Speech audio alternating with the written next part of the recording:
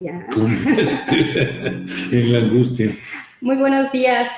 Qué gusto poder conversar con ustedes hoy. Bienvenidos todos. El Instituto Nacional de Administración Pública se viste de manteles largos. Tenemos un panel muy importante el día de hoy en este conversatorio titulado Desafíos de la Administración Pública hoy.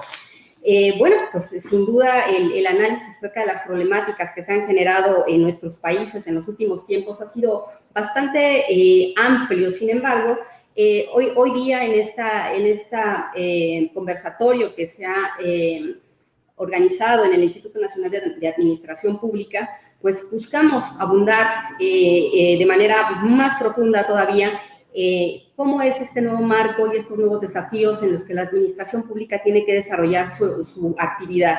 Desde luego, también en términos de qué cambios surgen, cómo condicionan a la enseñanza, cómo condicionan a la propia sociedad y al replanteamiento también de la vinculación de la administración pública con otras disciplinas. Entonces, bueno, el día de hoy pues nos acompaña, preside el doctor Luis Miguel Martínez Ansúrez, presidente del Instituto Nacional de Administración Pública. Nos acompaña, tenemos el enorme gusto de recibir al doctor Pedro Medellín Torres, que bueno, en un momento más verán un poco de su currículum, que es un académico y un directivo con una larga trayectoria y muy importante. Y pues bueno, ¿qué les puedo decir? Nos acompaña hoy y agradecemos muchísimo que acepte esta invitación el doctor Omar Guerrero Orozco, que pues bueno, con su nombre se dice todo. También saludamos con enorme aprecio la presencia y también coordinación en la organización de este conversatorio del sistema INAP. Saludamos, nos acompaña en la plataforma el doctor Fernando Álvarez Simán, presidente del Instituto de Administración Pública de Chiapas y también presidente de los Institutos de los Estados de Administración Pública. Tenemos también, nos acompaña el maestro Eduardo Flota Estrada, presidente del Instituto de Administración Pública de Tabasco. Nos acompaña de la misma manera el maestro Arturo Huicochea, presidente del Instituto de Administración Pública del Estado de México. Asimismo, nos acompaña el doctor Raimundo Puebla Calderón, del Instituto de Administración Pública de Michoacán. Y bueno, algunos otros miembros del sistema INAP, con los que también hay una gran colaboración y con quienes queremos seguir organizando una gran cantidad de eventos como este que nos ayude a posicionar muchos temas importantes dentro de la agenda de la discusión de las problemáticas que son necesarias tratar hoy día.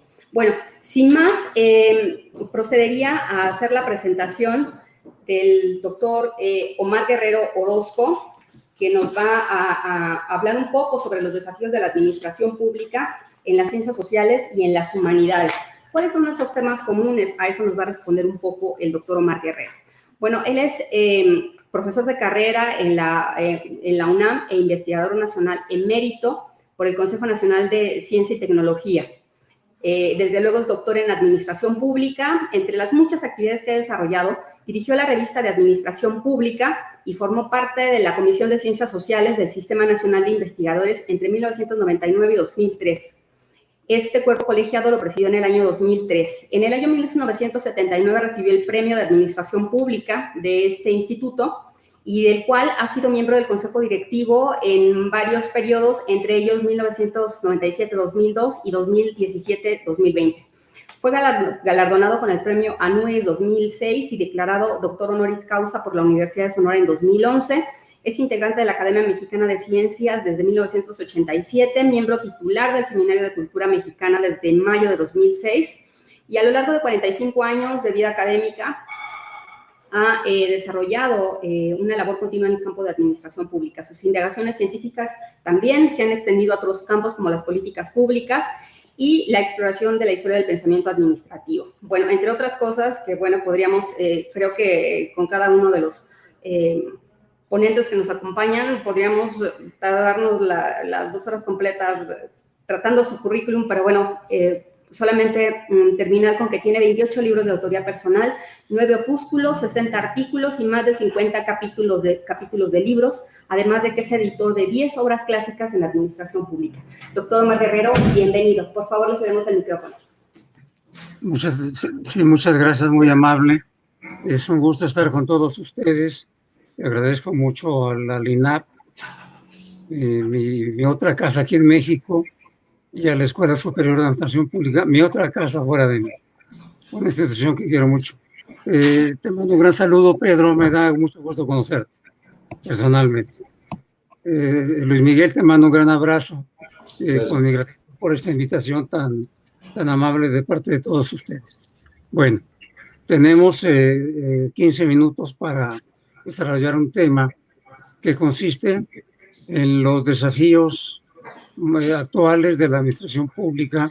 Yo tocaré la agenda contemporánea, es decir, los desafíos de la administración pública en la agenda contemporánea de la administración pública con relación a las demás ciencias sociales y a las humanidades. Por principio, me voy a centrar en la relación entre la administración pública, la ciencia política y la ciencia de políticas públicas, que constituye un campo de gran interés para los estudiosos contemporáneos. Una lectura general de la literatura vigente hoy en día en la administración pública nos conduce a observar una íntima y muy intensa vinculación entre los temas políticos y los temas de la administración pública. Además, hay que decirlo, con los tópicos relativos a las políticas públicas. Uno de los apartados más discutidos, más trabajados, en los cuales ha habido más obra escrita en este tema fundamentalmente del que me voy a referir, se trata del gobierno electrónico. Es un apartado sumamente abordado por los autores en una lista diaria, cotidiana o semanal de la producción o semestral de la producción en la administración pública. Es observable una cuantía creciente de tópicos relativos al gobierno electrónico, que según los especialistas tiende a tratar fundamentalmente los problemas de gestión de la administración pública.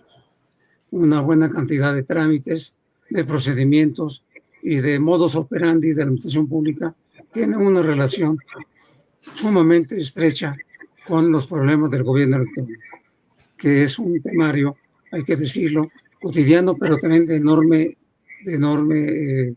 desarrollo y progresión, y por lo tanto de atención por todos los conocedores de las ciencias políticas, las políticas públicas y la administración pública.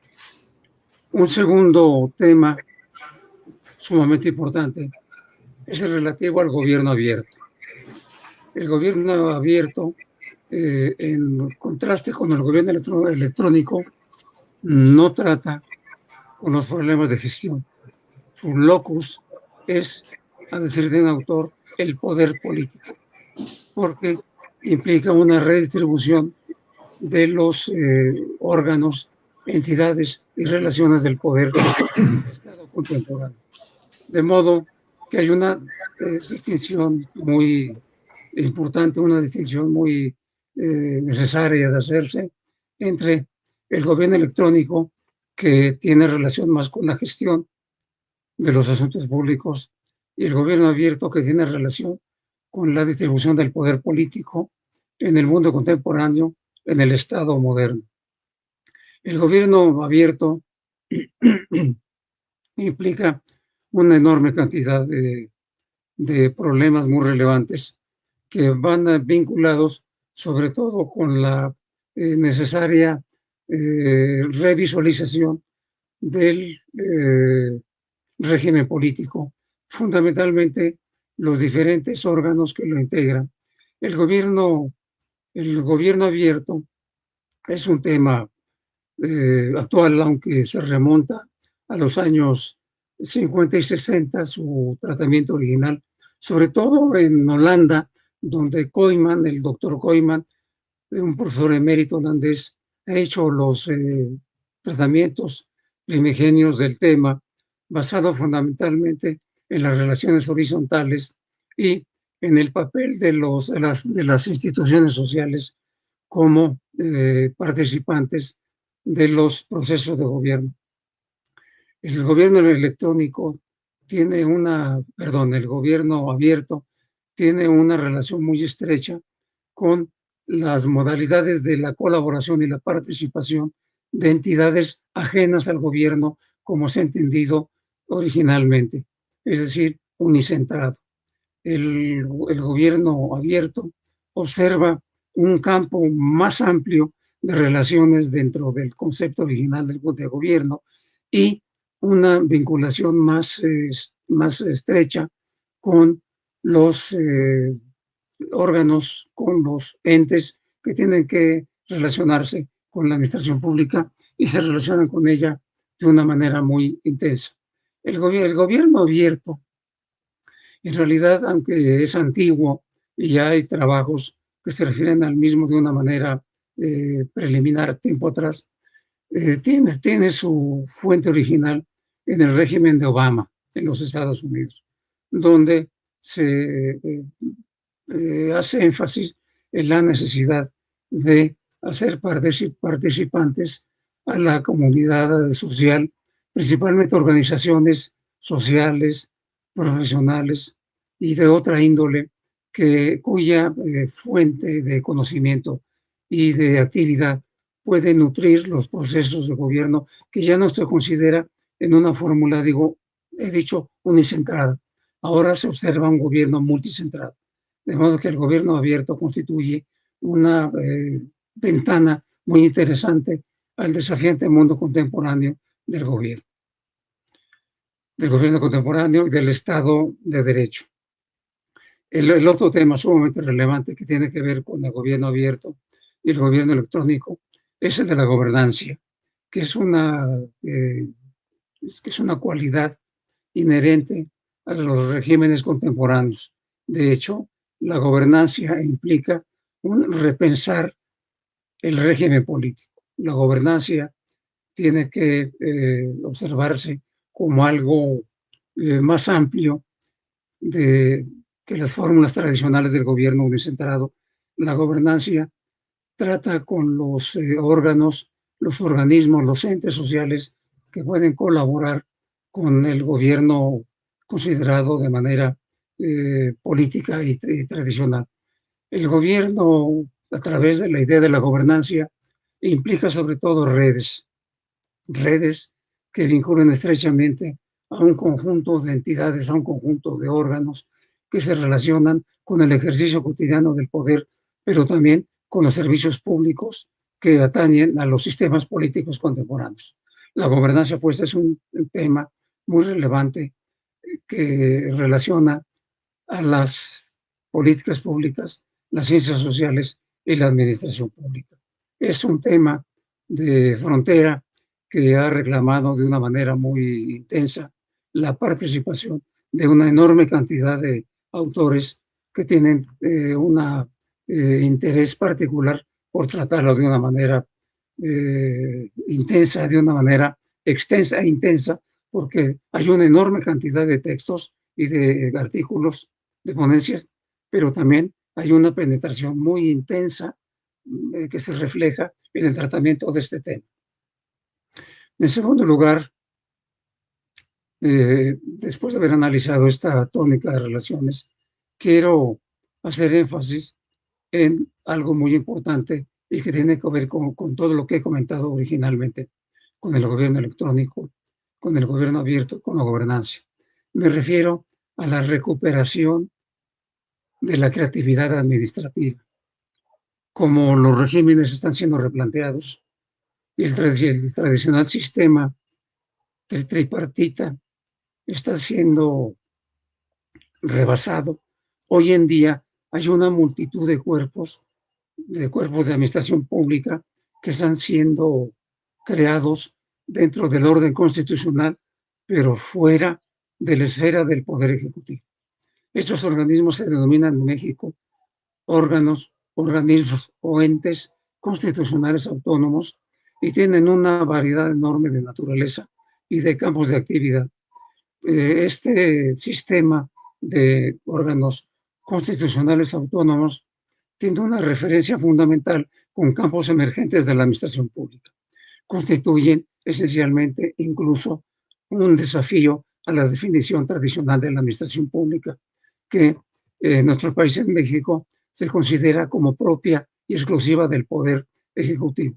Pero a partir de la emergencia de los organismos constitucionales autónomos, el concepto de administración pública se ve ampliado. De hecho, hoy en día, ahora sí, se constituye la gestión de los asuntos comunes del ciudadano como miembro del Estado. La administración pública es o le corresponde la gestión de los asuntos relativos al ciudadano como miembro del Estado. Esta emergencia de órganos o organismos o entes constitucionales autónomos tienen una referencia fundamental con la recuperación de la creatividad administrativa como un producto de las relaciones entre la administración pública, las políticas públicas y la ciencia política. Paso al segundo apartado de relaciones, que tiene que ver con la sociología y la administración pública, y que se relaciona fundamentalmente con dos temas muy relevantes que las vinculan. El primer tema es la participación ciudadana, el segundo es la auditoría social. La participación ciudadana brota esencialmente de la noción del gobierno abierto como la necesidad de colaboración y participación de los organismos sociales independientes y autónomos, cuya sabiduría, sobre todo sabiduría y facultades, pueden ser útiles al despacho de los asuntos comunes de una sociedad. Estos entes, sobre todo, se reflejan claramente en la intervención, en la participación muy activa de las organizaciones profesionales. Por su parte, ya estoy por terminar, tengo solamente 4 minutos más. La segunda parte de la auditoría, la auditoría social, es sumamente relevante porque implica una fórmula de vigilancia por parte de la sociedad y desde los organismos de la gestión de los asuntos cotidianos de la administración pública, que deben ser vigilados, deben ser auditados por los ciudadanos a los cuales compete y se refleja, afecta el desempeño de los organismos, el desempeño de la administración pública y sus diferentes entidades. Finalmente me refiero al derecho y la administración pública. Es muy importante ahora, por ejemplo, el derecho a la información, la transparencia y la responsabilidad y la rendición de cuentas. Hoy en día, buena parte del tratamiento, por ejemplo, del derecho a la información está siendo abordado obviamente por los abogados. Son las instituciones jurídicas las que están aportando fundamentalmente un cúmulo de conocimiento muy destacable sobre el tema del derecho a la información, sin que esto quiera decir que dentro de la administración pública o la ciencia política no haya también participantes con una intervención valiosa de colaboración al tema. Destaca la transparencia en una cuantía de textos semestrales. Se observa una gran cantidad de obras relativas a la transparencia, que constituye sin duda alguna un tema de gran importancia hoy en día. En el siglo XVI y XVII, en ambos siglos, la razón de Estado reclamaba la importancia de que los asuntos públicos fueran secretos. El secreto era la divisa de estos asuntos. En el mundo contemporáneo, quizá la nueva razón de Estado deba reclamar la necesidad de la transparencia. Habrá que meditar sobre esta fórmula. La transparencia como la tónica fundamental de la nueva razón de Estado, de la razón de Estado contemporánea. Y terminamos en este apartado con la responsabilidad y la rendición de cuentas, que son muy relevantes para mantener dentro de límites legales, jurídicos y administrativos al diario funcionamiento de la administración pública. Todo lo dicho, como es observable, reclama la intervención muy activa de la sociedad y sus organizaciones en el gobierno contemporáneo. Sin embargo, hay que alertar que junto con esta explosión de intervención social hay una necesidad imperiosa, una necesidad presente y de gran relevancia que tiene que ver con la función de los servidores públicos profesionales. Como dice muy bien Oscar Osla, las funciones de la administración pública son actividades remuneradas que son realizadas por funcionarios profesionales. Todo lo dicho de la participación ciudadana, de la intervención de los entes profesionales, tiene que ver con una intervención de estos entes como tales, pero no en sustitución de los servidores públicos profesionales, que son tan importantes en la diaria gestión de la administración pública y que tanto en el Instituto Nacional de la Administración Pública como en la Escuela Superior de Administración Pública son formados de una manera cotidiana y de una manera muy responsable. Con esto termino. Muchas gracias. Muchas gracias, doctor Omar Guerrero, por esta exposición tan ilustrativa y a fondo sobre estos temas muy interesantes de estas relaciones horizontales del gobierno multicentrado, que, bueno, definitivamente van a marcar una serie de demandas en términos de cambio, ¿no? Vamos a asumir ese cambio y cómo vamos a ir reorganizando las instituciones, ¿no? Sobre todo en países como los nuestros, donde pues tienen cierta debilidad, de la cual nos va a hablar en un momento más el doctor Pedro Torres Medellín. Voy a leer algunos breves datos curriculares del doctor Medellín. Él es doctor en Ciencia Política por la Universidad de la Sorbona de París, es doctor en Ciencias Económicas, bueno, es candidato también en la Universidad de París, es magíster en Teoría y Política Económica por la Universidad Nacional de Colombia y economista de la Universidad Nacional de Colombia. Es especialista en los temas de gobernabilidad, presidencialismo, administración y políticas públicas en países de frágil institucionalización, al igual que consultor y asesor tanto nacional como internacional. Ha sido profesor del programa de doctorado en Gobierno y Administración Pública del Instituto Universitario y de Investigación Ortega y Gasset, adscrito a la Universidad Complutense de Madrid. También ha sido profesor en el Departamento de Ciencia Política de la Universidad Nacional de Colombia, del Centro Interdisciplinario de Estudios Regionales de la Universidad de los Andes. Ha sido director de proyectos para América Latina del Centro Internacional de Toledo para la Paz. Ha presentado asesoría a la Contraloría General de la República, la Fiscalía General de la Nación, la Dirección General de la Policía Nacional y a la Alcaldía Mayor de Bogotá, entre otros. Ha publicado varios libros, dentro de los cuales destaca El presidente sitiado, Ingobernabilidad y erosión del poder presidencial en Colombia, El retorno a la política, la gubernamentalización del gobierno y la reforma del Estado en América Latina. Asimismo, ha incursionado en los principales medios de comunicación del país y ha sido columnista del periódico El Tiempo, El País de Cali y de la revista Semana. Adelante, doctor Pedro Medellín. Muchas gracias. ¿Me escuchan bien? Porque estoy preocupado un poquito por si hay un buen audio. ¿Me escuchan bien? ¿Lo escuchan bien? ¿Me escuchan bien? Más o menos. Diana. ¿Puedo hablar, doctor? Aló. Es que no sé si hay problemas de audio. ¿Me escuchan bien? Un poco mejor, sí. Porque puedo cambiar de computador si me autorizan la entrada de otro. Tengo aquí al lado mi otro computador que si me autorizan la entrada, perfecto. Hablo por eso. Sí, sí, doctor.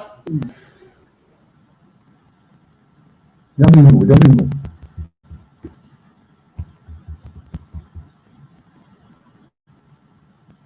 Aquí ya.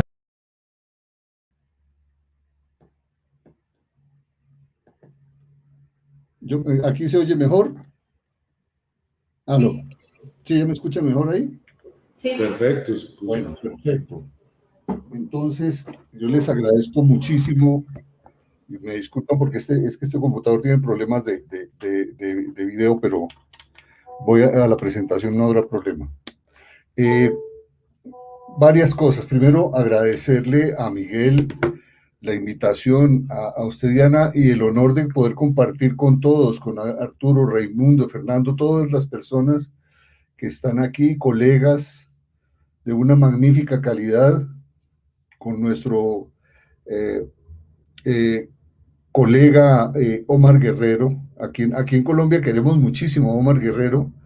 Es maestro de muchos de nuestros profesores. Él es profesor permanente de la Escuela de Administración Pública en Colombia y es un referente permanente, doctor Omar, y es una maravilla siempre contar con usted en estos escenarios.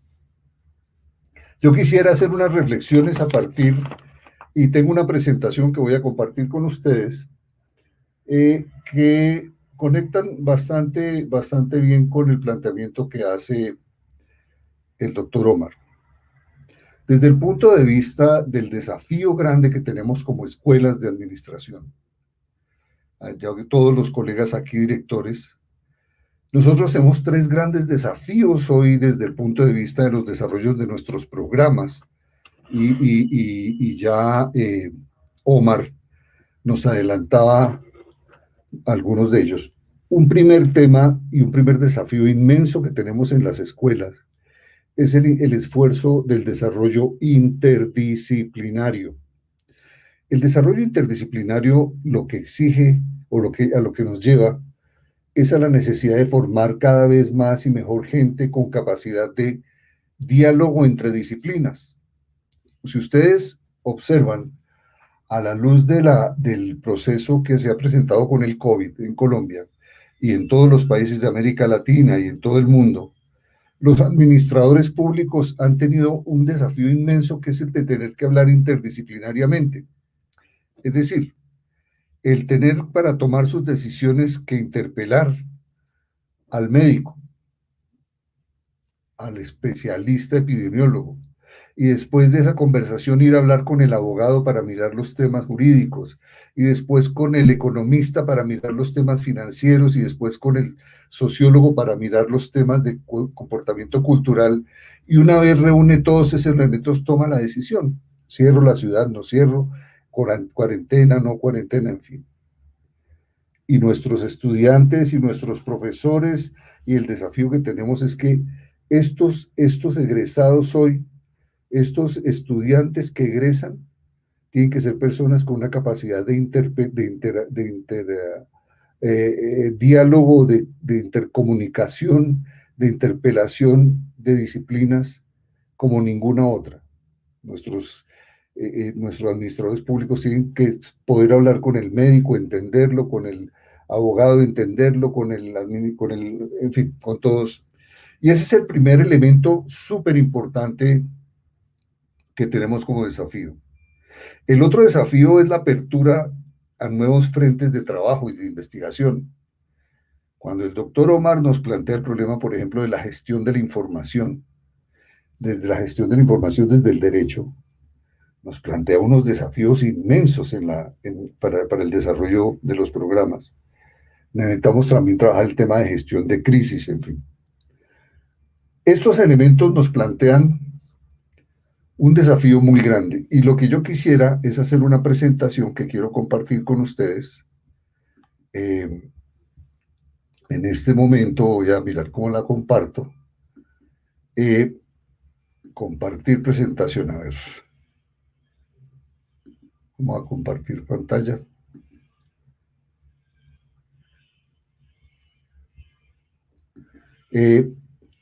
Luz Adriana, tú estás ahí con nosotros, ¿verdad? Luz Adriana.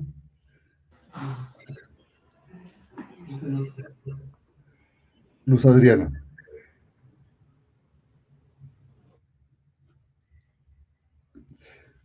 Sí, hola.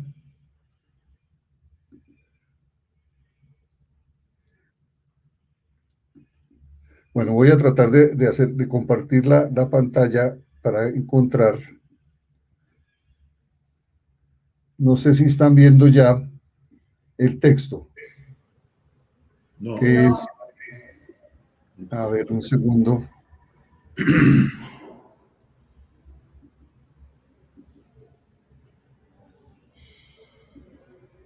Estoy cerrando ahí archivitos.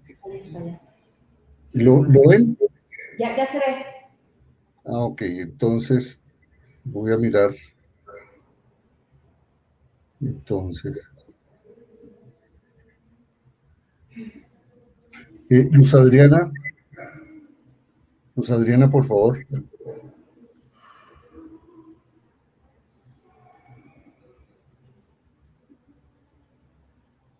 Ok. Ahí están, sí.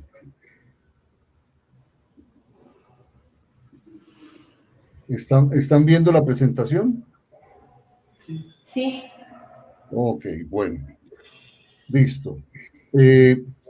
¿Están viendo la presentación con los cambios y los desafíos?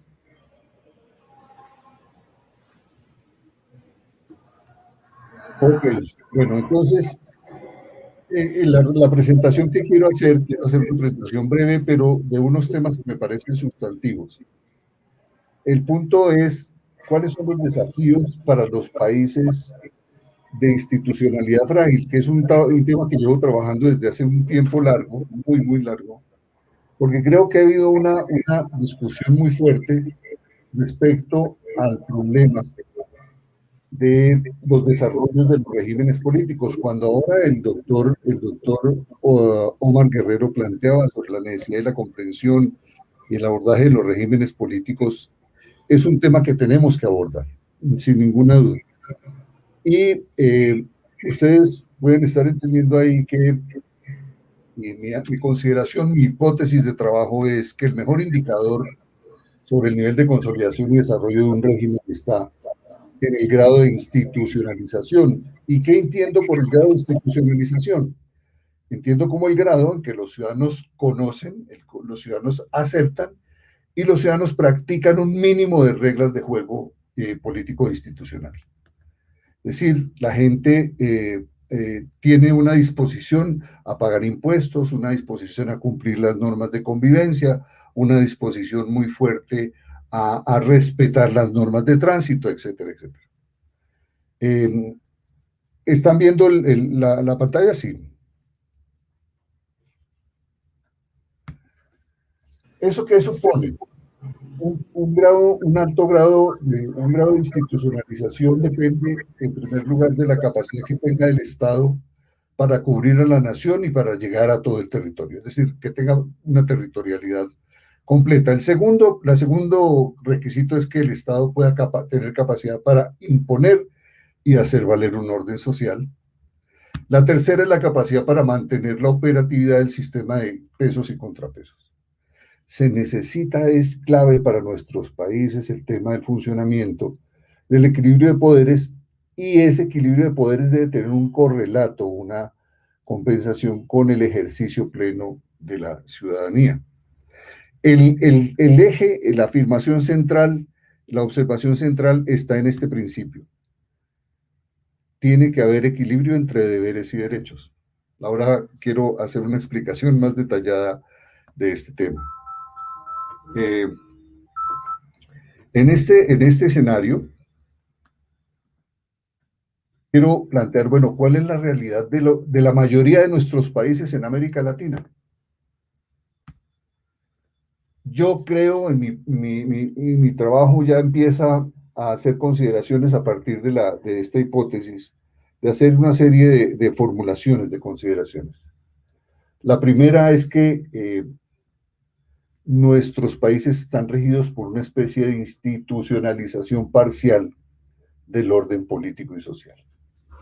¿Qué quiere decir eso? Yo creo que hay países que aun cuando cumplen con la condición de territorialidad e incluso tienen capacidad para imponer el orden, no necesariamente cumplen con un sistema de pesos y contrapesos. Esto es que el poder presidencial es tan fuerte que subordina a los otros poderes, o al poder judicial, o al poder legislativo, o hay desequilibrios a nivel territorial. La nación cubre de tal manera o presiona de tal manera la acción en los territorios que genera desequilibrios muy fuertes. En Colombia, por ejemplo, tenemos un problema muy serio de legitimidad dual, porque los alcaldes son de elección popular, como los gobernadores son de elección popular, como el presidente es de elección popular.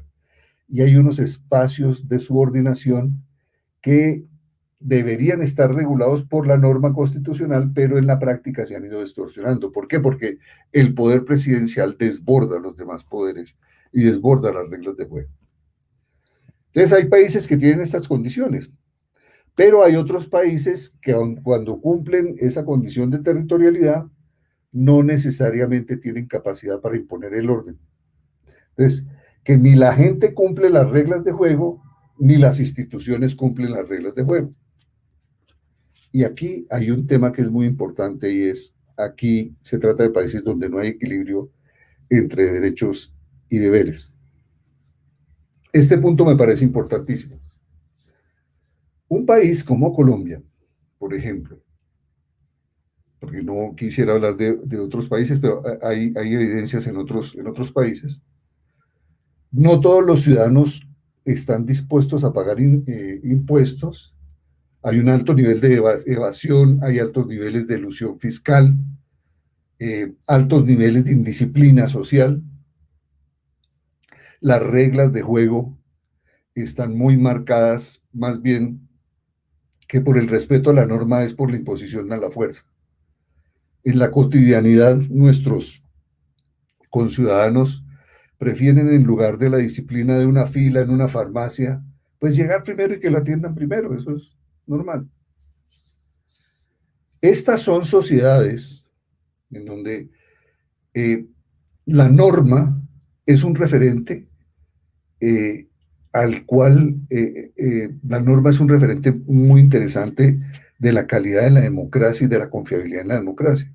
En este tipo de países, por ejemplo, hay países que, o hay condiciones, hay situaciones en las cuales la gente reclama el derecho a la libre movilidad, pero no cumple con su deber de respetar las normas de tránsito, por ejemplo. Reclama el derecho a la inversión social, pero no cumple con su deber de pagar los impuestos. En fin, cuando la gente entonces empieza con las reglas de juego, a que evitar pagar los impuestos, en una especie de cultura del atajo, la gente elude mucho el cumplimiento de las normas. Si no me ven, entonces yo puedo hacer trampita, una trampita, etc. Hay muchos países entonces que cumpliendo la condición de territorialidad, ¿sí?, no cumple la capacidad para imponer el orden. Hay varios ejércitos, hay varias monedas, varias instituciones que comparten un mismo ámbito. Ese es el segundo tipo de países que encontramos en América Latina. Y el tercer tipo de países son países que no cumplen ninguna de las tres condiciones. Países donde su Estado no logra llegar a todo el territorio, ni cubre a toda la nación. Y en esos países lo que rige es el régimen de los derechos. En nombre, por ejemplo, de los derechos étnicos o el derecho religioso o el derecho cualquiera que se pueda invocar, bloquean vías y cierran ciudades e impiden el paso de abastecimiento de alimentos, de medicamentos o de combustible. Y en nombre de los derechos de un grupo, entonces se desbordan los derechos de los demás. Y ahí vemos que ese es el tercer tipo de países que tenemos, donde tenemos unos problemas muy serios, donde el Estado no solamente no cubre a toda la nación, no llega a todo el territorio, sino que además tampoco logra imponer, o no tiene la capacidad para imponer el orden, y no hay equilibrio entre poderes. Es la realidad en que vivimos, es la realidad en la que estamos. Estos países, nosotros estamos en una condición en la cual yo creería que uno de los desequilibrios fuertes que vivimos en nuestra América Latina es el desequilibrio entre derechos y deberes. Una sociedad debería tener equilibrio entre derechos y deberes. ¿Qué pasa cuando se desequilibran los derechos o el peso en los derechos frente a los deberes? Cuando la gente cree que tiene más derechos que deberes, la gente toma sus decisiones buscando el máximo de beneficio. Primera condición. La segunda condición es que cuando la gente toma decisiones buscando su máximo beneficio, si uno les dice, oiga, si usted sacrifica un poquito aquí de esto, de este beneficio, y usted deja de ganar aquí un pesito, un peso o $10, la moneda que sea, si usted deja de ganar eso, todos podemos ganar más. La respuesta es, ¿y a mí quién me garantiza que mi vecino va a respetar el acuerdo? ¿A mí quién me garantiza que se va a respetar la norma? ¿Cuál es la segunda consecuencia del desequilibrio entre derechos y deberes? Que la gente deja de creer en los acuerdos y la gente deja de creer en la normatividad, en la legalidad. La tercera consecuencia es evidente. Lo público queda subordinado a lo privado. Si la cultura o el régimen es el régimen de los derechos, es el régimen de lo privado. Yo trato de ganar lo máximo que pueda, no respeto las normas, no creo que los demás las respeten. Y lo tercero es, lo mío es lo que privilegia y está por encima de lo público. En ese escenario, dice uno, hombre, este ejercicio que estamos, lo que nos plantea es que tenemos una institucionalidad muy frágil que tenemos que fortalecer. Y tenemos que de nuestras escuelas y desde nuestros distintos frentes emprender un trabajo muy fuerte para ver cómo restablecemos eso. Es la realidad que tenemos. ¿Cuál es la consecuencia de esto? ¿Están viendo bien la pantalla, Diana? Sí. Ok, perfecto. ¿Cuáles son las consecuencias? En el terreno político. ¿Qué pasa cuando hay un régimen de derechos por encima de los deberes? Que lo público se disuelve, pierde primacía. Incluso los espacios públicos comienzan a ser ocupados por intereses privados. Y uno ve entonces que hay una vía pública que, como es de acceso a un conjunto residencial, simplemente le ponen una valla que por razones de seguridad bloquean la vía. Y es un espacio público, pero queda limitado al interés privado de ese grupo social que vive en esa comunidad, en esa colonia. En fin. Va uno a entrar e ingresar y no tiene que demostrar y tiene que darle información, en fin, no. Primera consecuencia es que lo público se disuelve y eso socialmente es muy fuerte. Segunda consecuencia es que se disuelven los espacios de deliberación política. Se desestructuran los partidos políticos. El ejercicio de la oposición es el ejercicio de unos intereses particulares. Lo mismo el ejercicio de gobierno, igual.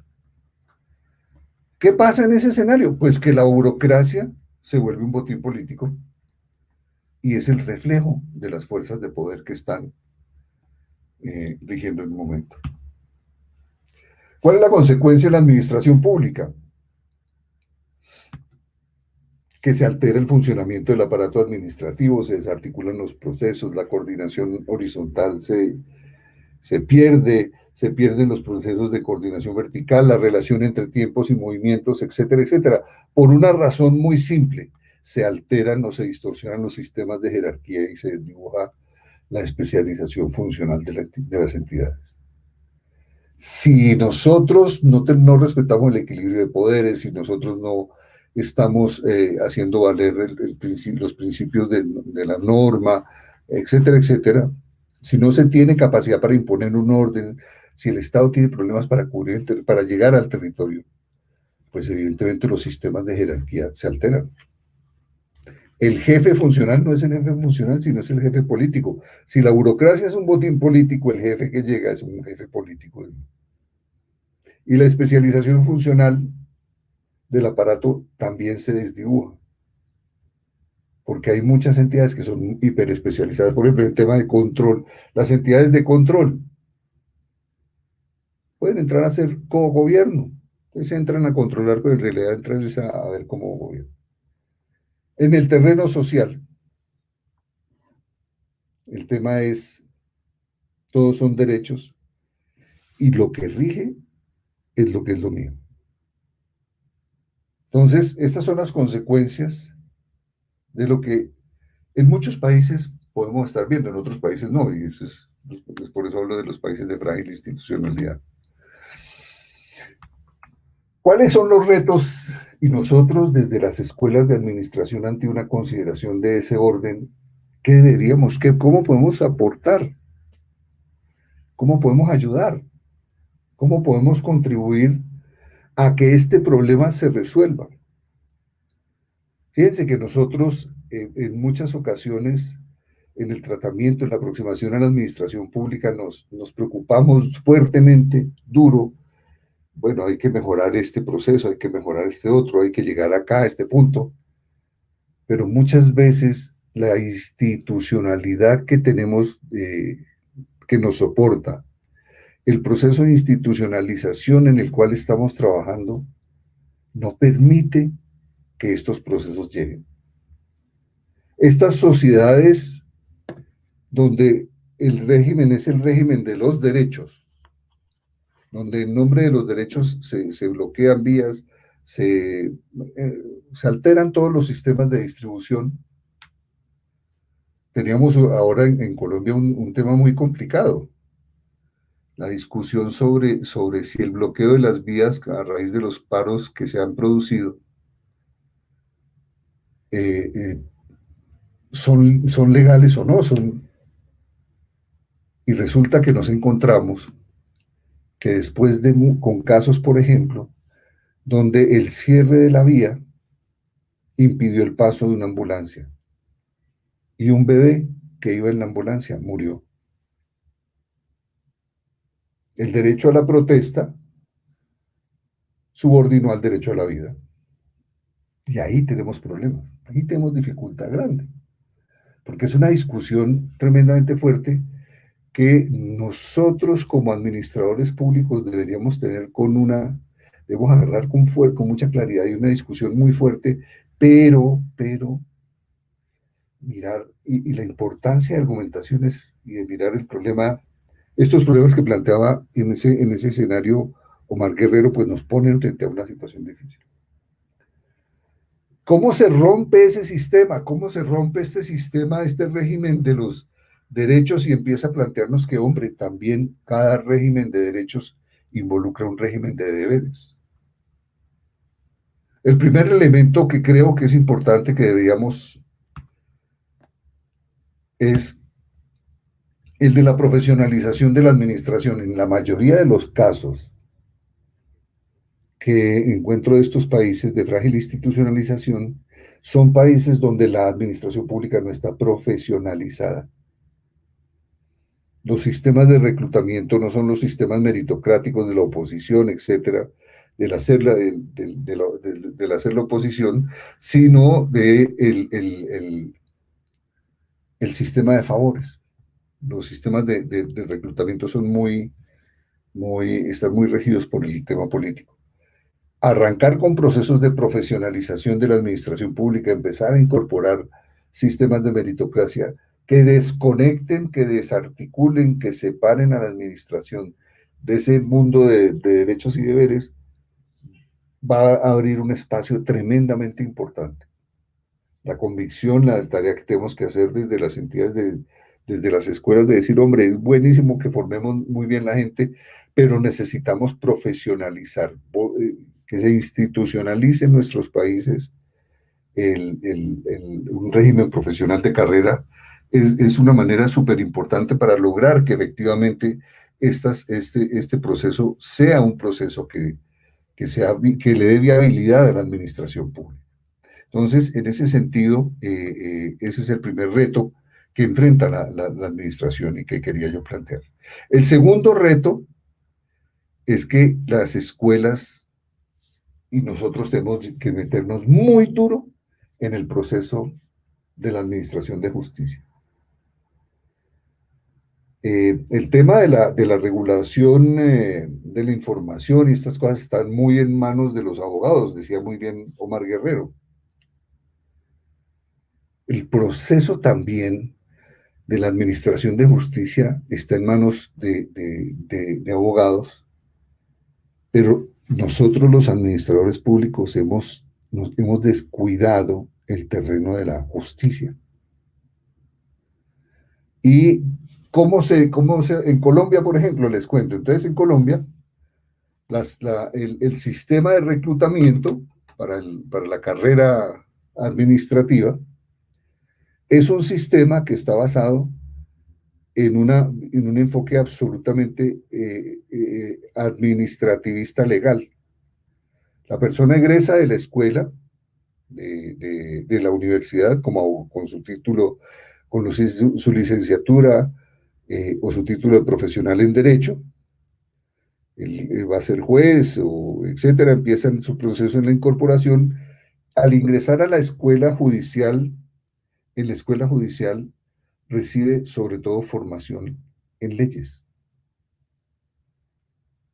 Y cada vez más los procesos administrativos, el mundo administrativo de la justicia o de la administración de la justicia. Y entonces uno empieza, el proceso es de la administración de la justicia, queda abandonado. Por lo menos aquí en Colombia y en un par de países más con los que he trabajado el tema, y eso lo hice cuando estuve en una asesoría con el fiscal, hicimos reuniones con los fiscales de otros países, y el problema estaba ahí, los problemas de acumulación de procesos, de escribilidad en la administración, de incumplimiento de las normas, estaban muy relacionados con el bloqueo en el proceso de operación de las unidades judiciales. Entonces, porque no son administrados por profesionales que saben de administración. Y en ese sentido, el restablecer el equilibrio entre derechos y deberes, cuando uno desatasca el sistema judicial, cuando se desatasca el sistema judicial, el régimen de derechos y deberes vuelve a tomar camino. Quiero dar aquí, en este punto, plantear aquí una tesis muy fuerte. Mi tesis es la siguiente. Los países, los regímenes, los estados resisten los malos gobiernos, sí, los pueden resistir, un mal gobierno se resiste. Incluso puede resistir el vacío gubernamental en algún momento. Incluso pueden resistir el mal funcionamiento del aparato legislativo y la corrupción de aparatos, puede coexistir con eso. Incluso ha coexistido cuando se cierran los congresos y se abren asambleas constituyentes paralelas. Lo que un Estado no resiste, lo que un régimen político no resiste, o lo que un país no resiste, es la quiebra de la justicia. Ese es el punto clave. Y nosotros en nuestros países tenemos un sistema judicial tremendamente frágil, tremendamente vulnerable. En los años 80, la gran guerra que tuvo Colombia contra el narcotráfico la salvamos gracias al Poder Judicial, porque hubo jueces que se pararon en la raya y no negociaron, no se vendieron, y fue una cosa maravillosa. Claro, hubo una reacción violenta de los mafiosos contra los jueces, y hubo muertos. El sistema incluso tuvo que llegar, para proteger a los funcionarios del sistema judicial, tuvimos que llegar a una especie de sistema de justicia, justicia reservada. Ya, eso tenía un nombre especial, que era, ¿sí? Había que los jueces y los operadores judiciales tenían que ir prácticamente encapuchados para que no se les reconociera, ¿no? Bien, si las escuelas nos metemos en esos campos, si empezamos a trabajar esos temas de fortalecer la administración de justicia, ganamos mucho en ese tema. Y finalmente, la necesidad de que ganemos capacidad de anticipación. Las sociedades hoy son sociedades que están reclamando más, que están movilizándose más, y que en este régimen de derechos, ¿sí?, que exigen derechos, intervenciones, su tendencia de comportamiento es cada vez más fuerte, cada vez más dura. El caso colombiano y el caso chileno y en Ecuador también vimos esos escenarios, pero necesitamos que las administraciones públicas ganen capacidad de anticipar los temas, los eventos que van a ocurrir, o bien en temas de reclamación social, o bien en temas de prestación de servicios, bien en tema de protección de la infancia, etcétera. Y eso lo podemos lograr es gracias a que la informática y los desarrollos pues, de la tecnología nos pueden dar sistemas de información que nos pueden anticipar eso. Quería dejar aquí, queridos colegas, la presentación, haciendo esta intervención en este sentido, y volviendo pues entonces ya a dejar ahí, son algunos de los puntos que quería plantear. Muchas gracias. Discúlpenme que siga sin video, pero prefiero tener buen audio, y por favor discúlpenme que no pueda poner la cámara. Muchas gracias, doctor Pedro Medellín Torres. Ha sido muy ilustrativa esta forma en que nos ha presentado el diálogo que se debe dar entre disciplinas en este contexto de la pandemia para la toma de decisiones. Otra cosa muy interesante que, bueno, incluso está vinculado con lo que ya se mencionó antes por el doctor Omar Guerrero, pues todo este cambio que se está generando en la gobernancia, en el gobierno, digamos, multicentrado, y que, bueno, pues como lo comentábamos al inicio, ¿no? Nos plantea una serie de problemáticas en términos de cómo todo ello se va a articular en países como los nuestros, como los de América Latina, donde existen todas estas fragilidades institucionales, y pues como se señala, ¿no? Si en este contexto lo privado ocupa los espacios públicos, es decir, ya tenemos de por sí esta problemática y después tenemos todos estos cambios, pues bueno, ello nos genera, creo, todavía problemáticas más amplias. Y bueno, resaltaría finalmente el asunto de la legitimidad, ¿no? Que muchos gobiernos lo manifiestan como una situación muy importante de resolver, cómo legitimamos a los gobiernos. Sin embargo, pues como usted lo ha señalado hace un momento, pues existen ahí situaciones en las cuales se privilegian aspectos que solamente benefician a pequeños grupos y no se piensa en el beneficio general de la sociedad. Bueno, para continuar, pues daremos la palabra al presidente del Instituto Nacional de Administración Pública, el doctor Luis Miguel Martínez Ansúrez. Daré lectura a algunos breves también datos relativos a su trayectoria.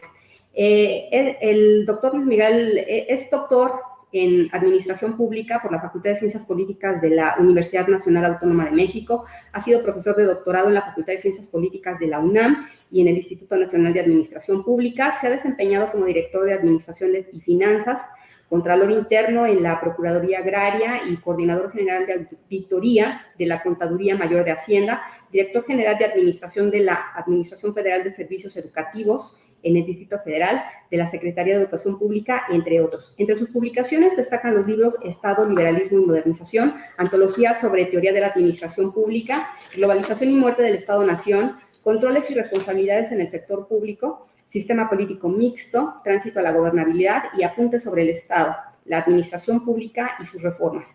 En medios de comunicación ha participado en el diario La Crónica, Revista Vértigo, Sistema de Televisión Educativa, CEP. Actualmente participa en el diario del Sol de México, en el programa Poder y Dinero de MBS Radio y en el diario 24 Horas. Y bueno, actualmente se desempeña como presidente del Instituto Nacional de Administración Pública. El doctor Martínez Ansúrez nos va a hablar sobre los desafíos de la administración pública en el contexto de la epidemia del COVID. Adelante, doctor, por favor. Muchas gracias, Diana. Buenos días, ya tardes a todos. Me da mucho gusto compartir este conversatorio con mi colega, el doctor Pedro Medellín Torres, con mi amigo y maestro, el doctor Omar Guerrero Orozco. Saludo a mis amigos y colegas de los institutos de administración pública de las entidades federativas que nos acompañan. Desde luego, a la distinguida audiencia. La administración pública, parafraseando a Alejandro Nieto, es un edificio con secciones en desuso, con secciones en uso y otras que están en medio construir. Esto podría parecer inconsecuente, permite que la administración pública mantenga por una parte y por otra, genere las condiciones necesarias para dar continuidad a la vida de la sociedad, a partir de la constante renovación de las instituciones, aun cuando también sea compleja y difícil la adaptación entre la forma en que se genera el cambio de la administración y la rapidez con que se va modificando la vida de la sociedad.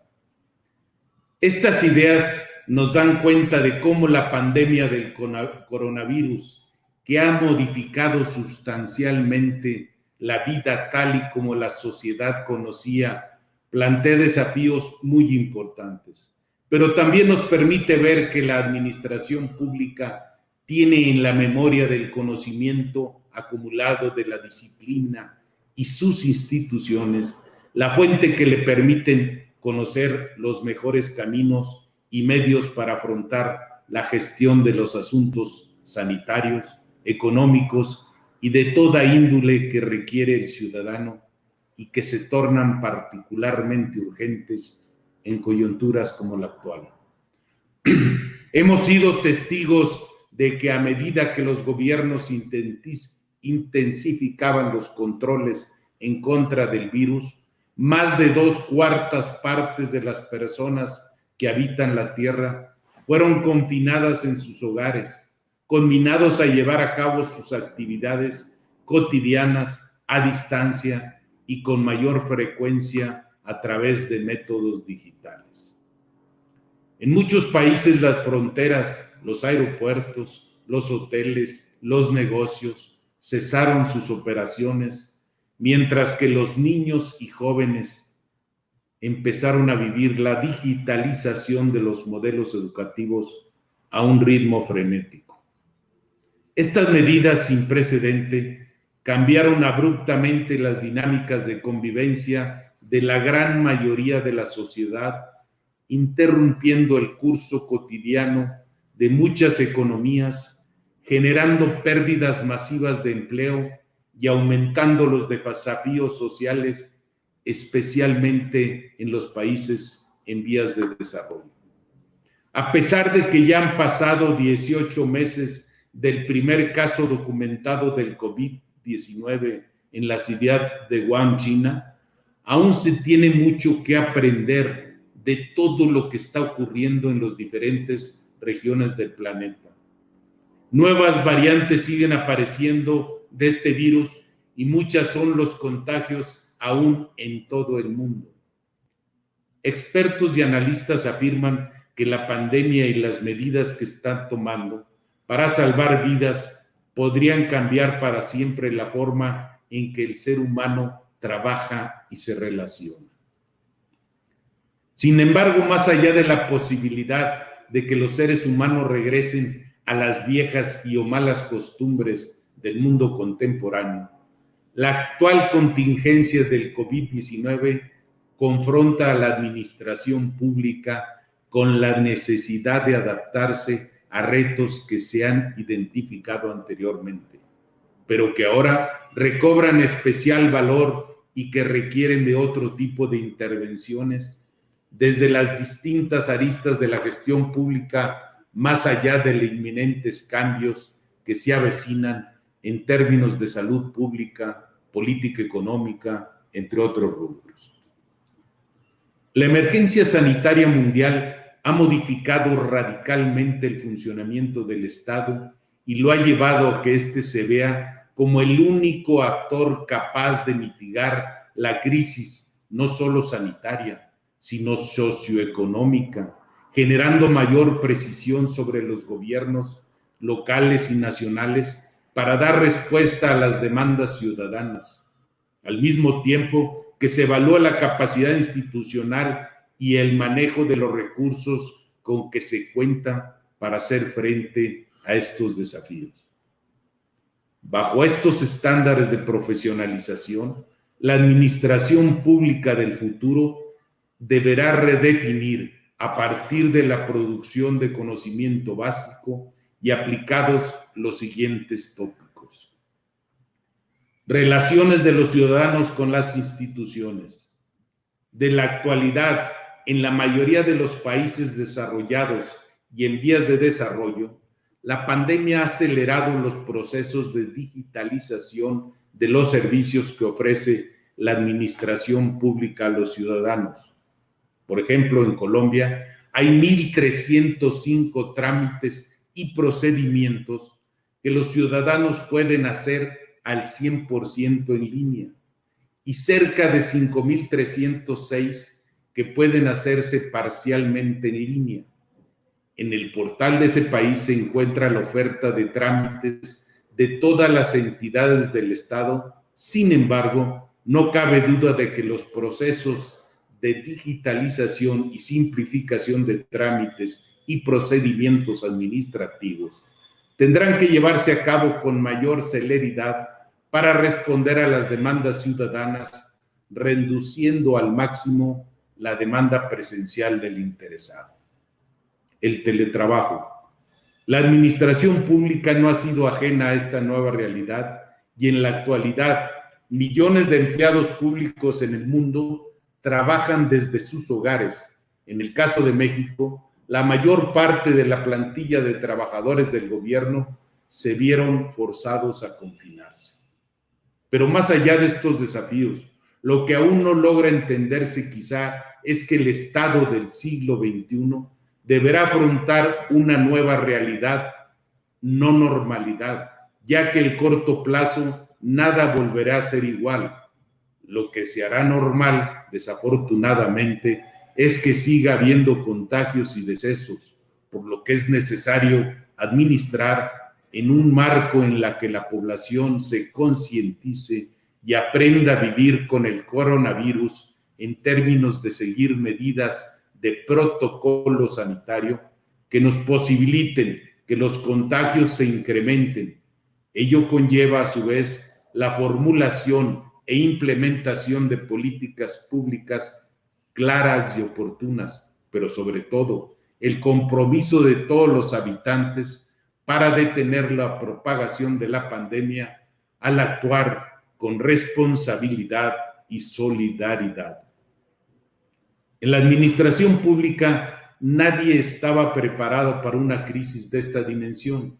Si bien los textos clásicos de la administración pública han tratado la problemática de la pandemia, Bernstein, Pérez de Arce, pero la estructura institucionales estaban orientadas en responder a la crisis inmediata, a los efectos coyunturales, lo que no está mal, pero es necesario que se equilibren simultáneamente objetivos a corto, mediano y largo plazo, bajo un método que permita atender estas necesidades. Yo plantearía 3 fases. La primera fase, lo inmediato e impostergable. Comprender la continuidad de las operaciones, sosteniendo la administración actual, maximizando la fuerza laboral y recursos materiales, siguiendo los protocolos sanitarios para salvaguardar la integridad de los colaboradores y la ciudadanía, gestionando la crisis y la situación financiera a corto plazo, así como la gestión de la cadena de suministros y la revisión de disputas contractuales y legales. Fase media, responder a la necesidad y desafíos de mediano plazo con resiliencia gubernamental que permita estar preparados en caso de que la crisis amplíe sus horizontes de acción. Frase prospectiva. Proyectando el futuro con base en el panorama más allá de la crisis y respondiendo a la transmisión y a las oportunidades de un panorama competitivo. Establecer una estrategia que permita atender los nuevos retos y los que ya están afrontando. En medio de este contexto, el papel de la administración pública es vital para diseñar nuevas políticas públicas que logren dar solución a dicha problemática y encaucen la nueva identidad de los estados. Habrá que tener para las siguientes décadas que estén por venir. Con claridad y eficiencia hay que incorporar estos componentes en las secciones o alas de construcción de la administración pública para disminuir la brecha entre las necesidades sociales y las capacidades de la administración pública para afrontarlas. Muchas gracias. Muchas gracias, doctor Martínez Ansúrez. Creo que uno de los puntos de coincidencia entre las tres exposiciones tan sobresalientes, tan brillantes, es la cuestión relativa a la capacidad de los servidores públicos, ¿no? Bueno, continuaríamos ahora con la sección de preguntas y respuestas, y para hacer la primera ronda le cederíamos el micrófono al doctor Fernando Álvarez Simán, presidente del Instituto de Administración Pública de Chiapas. Adelante, doctor. Muy buenas tardes. Una disculpa de parte del doctor Fernando Álvarez Simán. Una cuestión médica se tuvo que ausentar y me dio el honor de estar con ustedes, Daniel Roque, jurídico del IAP y académico. Y la pregunta es la siguiente. Coincidimos en que en esta parte la palabra clave de estas tres grandes ponencias es el desafío. Y en esta interrelación entre el Estado abierto, el gobierno electrónico, gobernanza, ¿no? Que deberá haber un arduo trabajo y muy específico en esa continuidad para poder seguir implementando estos elementos tan relevantes para la administración pública. ¿Cómo se podría compensar este gran desafío en todas las escuelas de administración pública del país? ¿Cuál sería la recomendación para seguir abonando a este gran desafío? Gracias. Si les parece bien, se puede seguir el mismo orden de exposición. Doctor Omar Guerrero, quisiera... Está a dos distinguidos directivos de planteles de formación de funcionarios, como son el doctor Martínez Ansúrez y el doctor Medellín. Mejor me reservo una pregunta que vaya más ligada con mi tema de exposición. Gracias, doctor. Doctor Pedro Medellín. Sí, igual digo eso porque yo quisiera plantear algunos temas, pero yo creo que este tema podemos abordarlo a raíz de otras preguntas y me parece que lo podemos hacer al final como una especie de colofón, podría ser en ese sentido, quería proponerles. Gracias, doctor. Bueno, yo sí plantearía algo, decir, que es fundamental. Es decir, el Estado debe retomar su papel rector, no tan solo de la economía, sino su papel de dirigente de la sociedad. Debe retomar esta crisis que mucho se había marginado al Estado o al gobierno en particular a través de los ataques al poder público y la disminución con el sistema neoliberal del Estado mínimo. Yo creo que debe tomar su papel de gobernante y de crear la gobernabilidad. Si se quiere, la gobernanza y la participación ciudadana es fundamental, pero siempre tiene que, creo yo, volver a sacar la cara. Ese sería un primer acercamiento al cuestionamiento que hace el compañero de Chiapas. Muchas gracias, doctores. Continuaríamos con las preguntas y comentarios del maestro Arturo Huicochea, presidente del Instituto de Administración Pública del Estado de México. Por favor, maestro. Gracias, muy amable. Primero que nada, felicidades a los tres ponentes. Han dicho cosas complementarias y en todos los casos me parece brillantes. El doctor Omar Guerrero entusiasma mucho la manera en la que plantea enfrente de cada desafío, yo lo veo así, nos plantea también una esperanza. Y a este desafío que estamos enfrentando en la humanidad, pareciera que la esperanza radica precisamente en las ciencias de la política y de la administración para poder salir adelante. Hablaba, por ejemplo, de la auditoría social. Esta me parece que es una herramienta fundamental en la que los ciudadanos debemos asumir la responsabilidad de evaluar el desempeño y evaluar los resultados de los gobernantes para poder hacer una auditoría social a la que él se refería, que sea eficaz y que nos permita pasar a un proceso de mejora continua. Sin embargo, muy respetuoso del tiempo, desafortunadamente para todos nosotros, ideas como el doctor Omar Guerrero ya no desarrolló más ampliamente en su exposición. Me gustaría, apreciado doctor, si pudiese usted hacernos favor de abundar un poco al respecto sobre qué mecanismos tenemos y cuáles tendrían que ser los pasos inmediatos a dar, habida cuenta de que la realidad nos obliga a reaccionar muy rápidamente. Y rápidamente al doctor Pedro Eugenio Medellín, coincido con él en la necesidad de transformar nuestros estados jurídicos en estados de derecho. Y me gustaría también que nos platicara sobre el caso colombiano, cómo han logrado dar este giro para que las escuelas de administración pública dejaran de soslayar la importancia de los temas de la seguridad y la justicia como si fueran temas de la policía, los pudieron volver a poner en el centro de atención de la administración pública. ¿Cómo se dio ese proceso? ¿Y qué sugeriría para el caso mexicano, que me parece va atrás de Colombia, pero por la dimensión del país está urgido a acelerar el paso en ese proceso? De antemano, a ambos doctores, muchas gracias, y a mi presidente del Instituto de Administración Pública del Estado de México, del Instituto Nacional de Administración Pública, nuestra alma mater.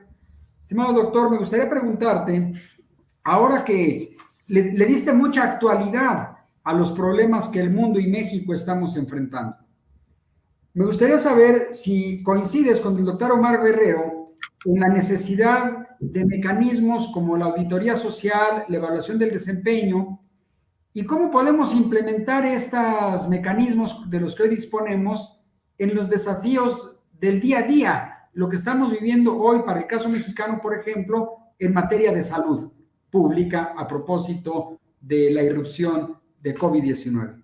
De antemano a los tres, muchas gracias por sus gentiles respuestas y felicidades por sus exposiciones. ¿Quién quisiera iniciar? Doctor Pedro Medellín, doctor Omar Guerrero. Si quiere comienzo. Sí. Sí. ¿Yo comienzo? Bueno, es muy rápido, corre muy rápido. Realmente, para tener aquilatar debidamente un servicio público, el funcionamiento de la administración pública, la auditoría social sería de una gran utilidad. Porque de esta manera se podría hacer efectiva la rendición de cuentas. La rendición de cuentas se concibe fundamentalmente como un control ex post facto al final, en tanto que la auditoría nos va a llevar en el transcurso del despacho de los asuntos, va a ser un control concomitante. La auditoría social permitiría corregir en el camino, es lo más importante. Yo con esto termino y quiero esperarme a que sea el doctor Martínez Ansúrez quien responda a la pregunta correspondiente a los mecanismos, porque a él también le hicieron la misma pregunta al final. Gracias. Gracias, doctor Omar Guerrero. Doctor Pedro Medellín. Gracias. Mira, dos temas en este sentido. Los temas, apreciado Arturo, un saludo y gracias por la pregunta. Los temas de justicia y seguridad han sido temas que no han sido muy poco estudiados, muy poco abordados por las escuelas de administración y por los centros de estudios en políticas públicas. Hay unos desarrollos que son desarrollos muy parciales en temas de políticas de seguridad que se plantearon en torno a 2 o 3 centros universitarios que mostraban muy vinculados con los procesos de negociación con las FARC en los años 2013 a 2016. Pero los desarrollos ese todavía no es un tema que haya sido incorporado. Estamos tratando de incorporarlo como programas en este sentido. ¿Cuál es la alternativa? Yo creo que, ¿qué es lo que ha venido pasando? Los gobiernos territoriales, en particular la alcaldía de Bogotá, por ejemplo, la alcaldía de Medellín y Barranquilla, empezaron a estructurar y a darle un contenido menos policial y más civilista al proceso de gestión de la política de seguridad ciudadana, ¿sí? En ese sentido, yo participé en ese ejercicio con el entonces alcalde Antanas Mocus, que empezó a llenar de personas que venían de las universidades y gente del mundo no policial, sino del mundo civil.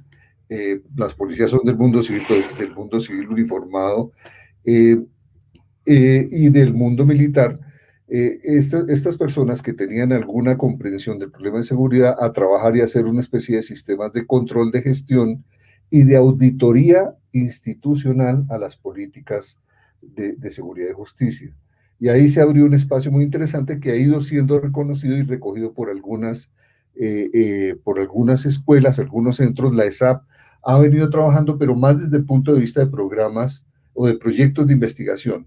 Lo que necesitamos es estructurar los programas y la propuesta es, hombre, hoy ya estamos en condiciones, el programa, por ejemplo, de en alta dirección del Estado que estamos adelantando tiene 3 componentes básicos. Uno de ellos es el tema de gestión de crisis. ¿Cómo se hace la gestión de la crisis? Y esa gestión de la crisis nos pone frente al problema de la anticipación y se ve básicamente en los temas de seguridad y justicia. Y en el tema de justicia estamos comenzando un programa con el Consejo Superior de la Judicatura para que la ESAP entre a fortalecer a la Escuela Judicial Rodrigo Lara en esos procesos y hacemos un proceso de especialización, de programas de especialización y maestría conjunto para la formación de abogados y para la formación de administradores públicos en el mismo espacio. Y ese es un ejercicio que se está dando y va a ser una cosa muy interesante. Ese es el avance que hemos podido tener y va a ser un ejercicio que lo vamos a poder ver en un par de años con una muy buena retribución desde el punto de vista de la calidad de las decisiones públicas en esos ámbitos. Muchas gracias, doctor Medellín. Doctor Martínez Ansúrez. Bueno, a ver, yo quisiera partir de una afirmación. Hay 2 cosas que en el servicio público no se pueden permitir: la improvisación y la deshonestidad. De ahí podemos platicar lo que quieran. A ver, ¿qué es la auditoría del desempeño? Yo creo que son términos que se van inventando. Aquí el problema son los indicadores. Hay estados o entidades federativas absolutamente transparentes y eso no quiere decir que sean honestas.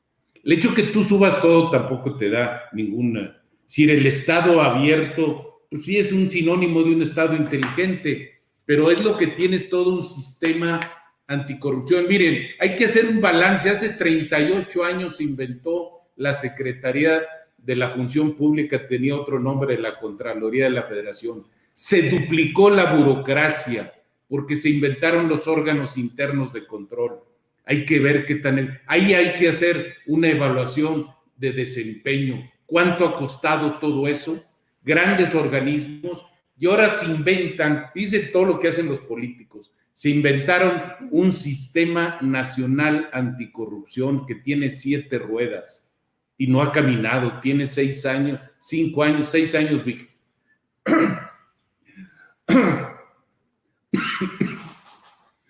Un segundo.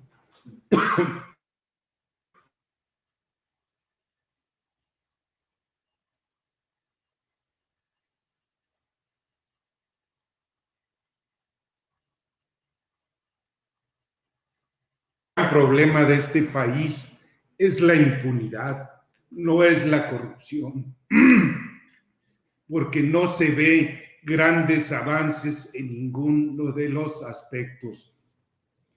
Sigo insistiendo en que lo que hay que aplicar es la ley para quitar la impunidad de este país, evitar la corrupción, porque la corrupción es un efecto de la impunidad. Tenemos muy bajos índices de jueces y ministerios públicos. Tenemos 2 por cada 100,000 habitantes, cuando el promedio mundiales de 17, en América Latina tienen 7. No es posible que queramos a través de la coerción hacer, para eso ha sido más eficiente la UIF o la Unidad de Investigación Financiera que la Secretaría de la Contraloría. Vean ustedes, a 3 años de este régimen, que se ha evitado de la corrupción que dicen que tenemos. No sé, habría que hacer una evaluación de todo este sistema y hacer un replanteamiento. Lo que nos queda es aplicar la ley de otra manera, es decir, con códigos de conducta y códigos de ética. No espantan a nadie. Cualquier funcionario adulto sabe qué es lo que está bien y qué es lo que está mal. Gracias, yo ahí lo dejo. Una disculpa por... Gracias, doctor. Bueno, por cuestiones de tiempo, cederíamos finalmente la palabra al maestro Carlos Flota para que haga su pregunta. Por favor, maestro Flota. Hola, gracias. Saludo y agradezco al profesor Omar Guerrero, al profesor Pedro Medellín y al profesor Luis Miguel Martínez por estas 3 grandes exposiciones que yo creo que nos dan bastante luz sobre los retos hacia adelante de la administración pública. Resumo así rápido, que es lo que yo me llevo. El profesor Omar Guerrero nos habla como retos: gobierno electrónico, gobierno abierto, transparencia, rendición de cuentas. El profesor Pedro Medellín nos habla sobre la importancia de ser un gobiernos interdisciplinarios. Nos habla del grado de institucionalización, que esa es donde quiero volver, y ahí en ese sentido sería mi pregunta. Nos habla de la profesionalización de la administración pública, de meternos aún más en el sector judicial, capacitar aún más y profesionalizar aún más, sobre todo en la parte administrativa de los administradores de la justicia, y habla de algo también de cambio tecnológico, nos habla de inteligencia artificial. Pero bueno, regreso al grado de institucionalización, es un tema que también en lo personal me interesa. Recuerdo, ¿no?, sobre todo los neoinstitucionalistas, así de bote en pronto, a Mancur Olson o Douglas North, incluso Premio Nobel de Economía, que tratan de explicar, ¿no?, es decir, la subida o la caída de los países o de las naciones a partir del grado de institucionalización de los países, de los gobiernos, ¿no? Y bueno, más que el cambio tecnológico, ellos argumentan, ¿no?, que es el desarrollo de las instituciones entendidas como reglas formales e informales, la que explican, ¿no?, el desarrollo del mundo a lo largo del tiempo. Incluso nosotros, ¿no?, en ese nuevo modelo que iniciamos más o menos a principios de los 80, que conocemos como modelo neoliberal, entre otros argumentos tenían, ¿no?, es lo que conocimos. Incluso se crea una oficina, si recuerdo bien, en la extinta Secretaría de Economía, la Oficina de Desregulación Económica, entendida, ¿no?, como esa revisión a las reglas del juego, ¿no?, que se argumentaba que había reglas que inhibían el desarrollo económico más que lo impulsaban. Entonces, bueno, se entra a un análisis de reglas de juego de todos los sectores de la economía y se inicia ese proceso de desregulación, insisto, entendida como esa revisión que permitiera plantear nuevas reglas para que la economía pudiera tener desarrollo y crecimiento económico más elevado.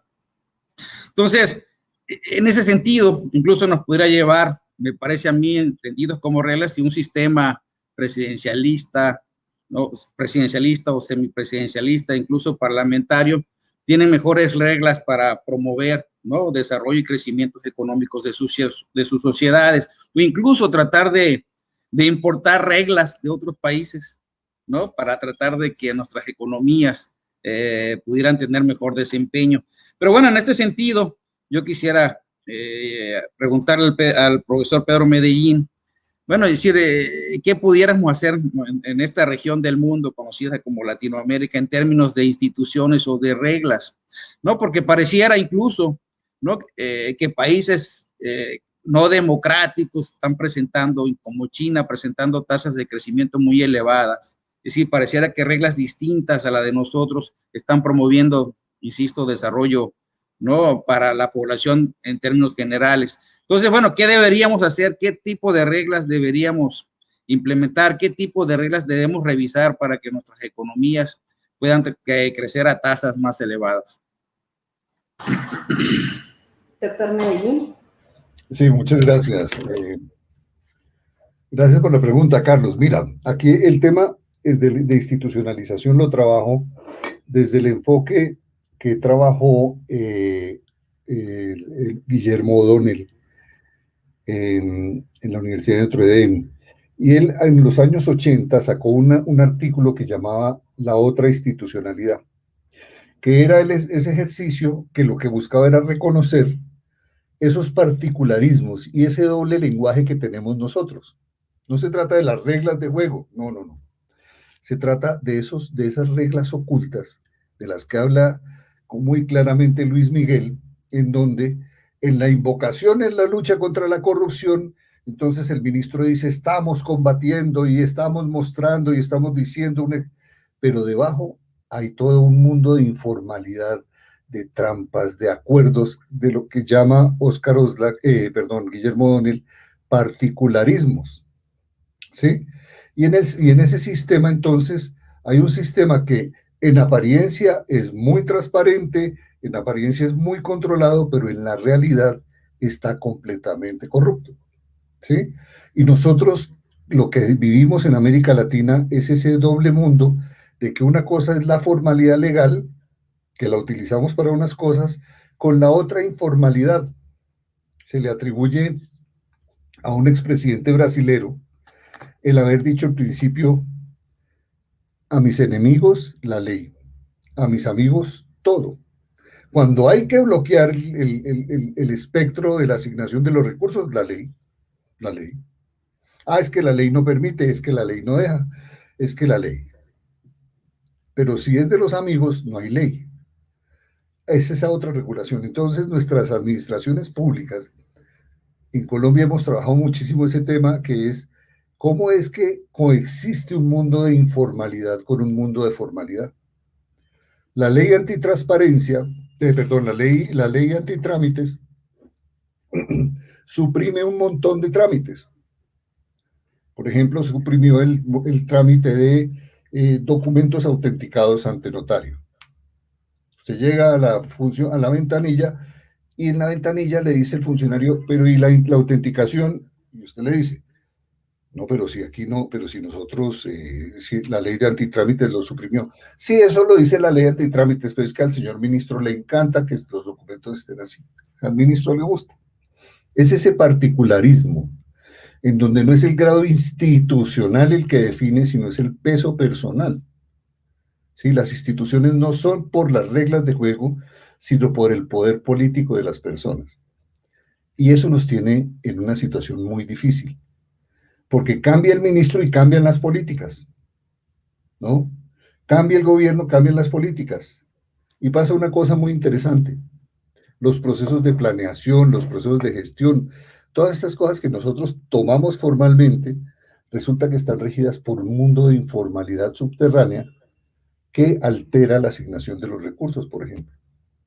El tema, la sincronía entre fines y medios en la administración pública, de cara al público es una, pero de cara a la realidad política es otra.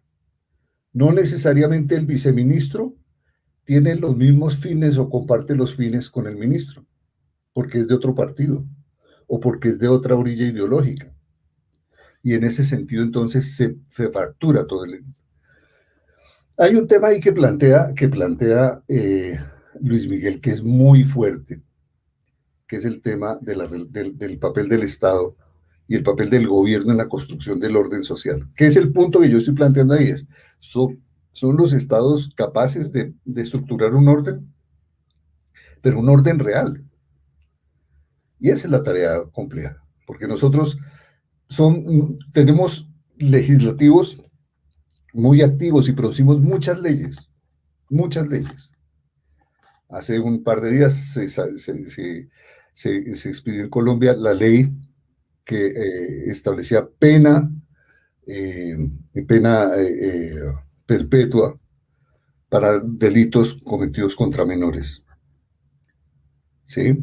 Si el sistema de justicia hay que mejorarlo para que efectivamente esas penalidades se cumplan. Por eso es tan importante que entremos en el sistema de justicia.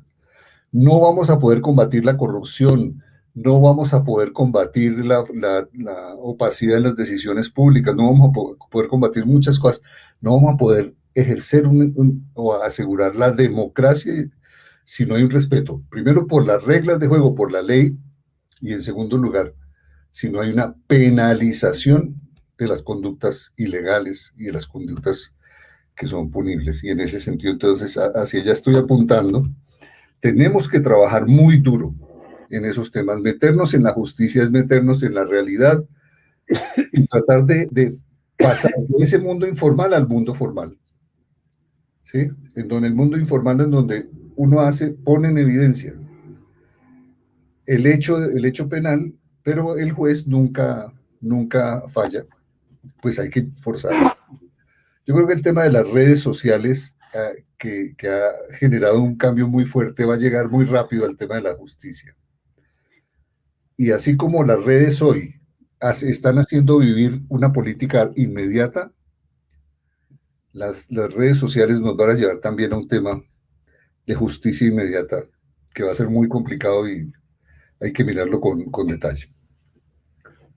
Gracias, Carlos, por la pregunta. Muchas gracias, doctor Pedro Medellín.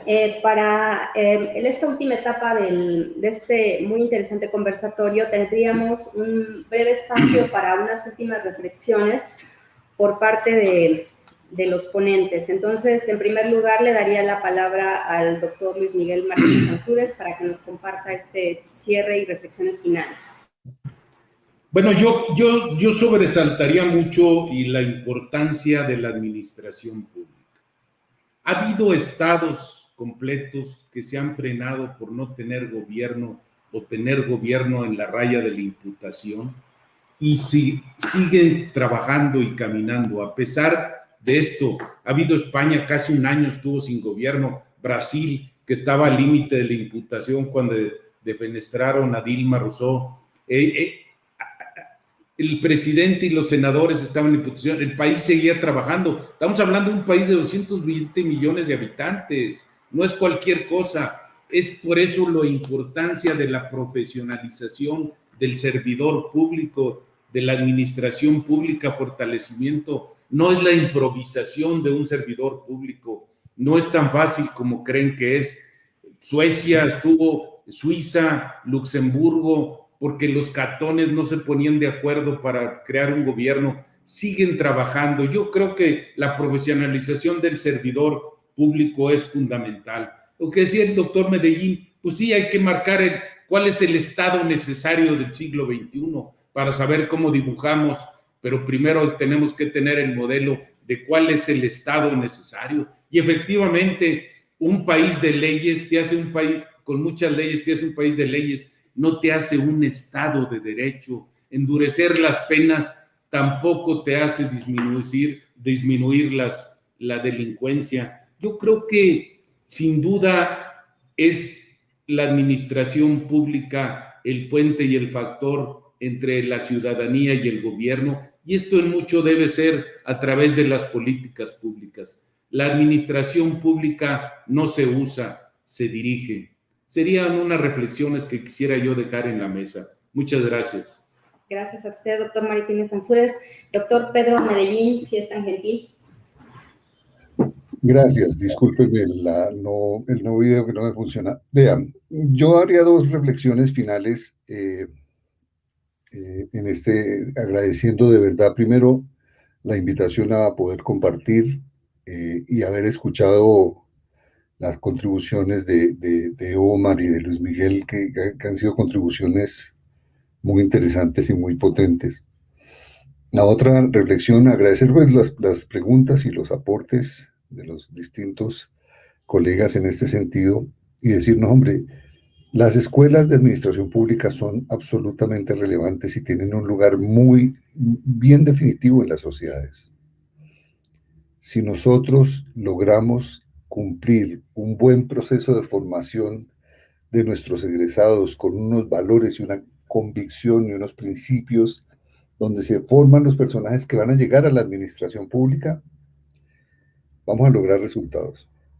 En Colombia hoy tenemos más de 300 de los 1000 alcaldes más de 300 son egresados del ESAP, y más de 400, 450, 500 entre diputados y concejales y senadores, representantes, son egresados del ESAP.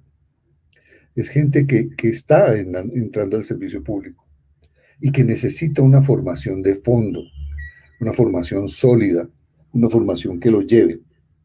Y esa es una formación en la cual nosotros en las escuelas tenemos que tener no solamente una estructura de muy buenos programas, sino también una actitud ética muy, muy clara, una actitud política desde el punto de vista de que lo que aquí es el servicio público y es la acción del Estado. ¿Qué tanto es la relación Estado-economía? Sí, eso lo definen mucho los ciclos. Lo cierto es que la función del Estado no es corregir las fallas del mercado. La función del Estado es imponer un orden, dar un orden de prosperidad, de equilibrio, de bienestar, de igualdad, de equidad para las personas. Es sobre esa base que se construye un Estado. Y es sobre esa base del Estado jugando un papel muy importante en la conducción de las sociedades, en el respeto a los derechos, en el equilibrio entre deberes y derechos que que no se perdiera. Porque ese es uno de los problemas que tenemos.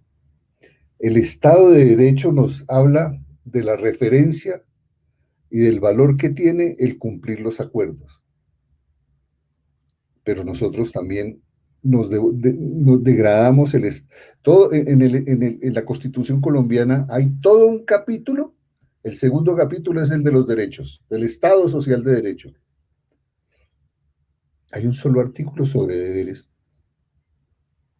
Y hay 44, 33 artículos sobre los derechos. El día también que los países pasen del régimen de los derechos al régimen de los deberes, el deber también de respetar al otro, el deber de escuchar al otro, el deber de respetar su integridad, de respetar sus principios, de respetar lo que piensa, nos ponen frente a otro sistema. Y ese es un tema que me parece que debemos tener muy presentes. Todo derecho involucra un deber. Y el Estado social de derecho también implica un Estado social de deberes.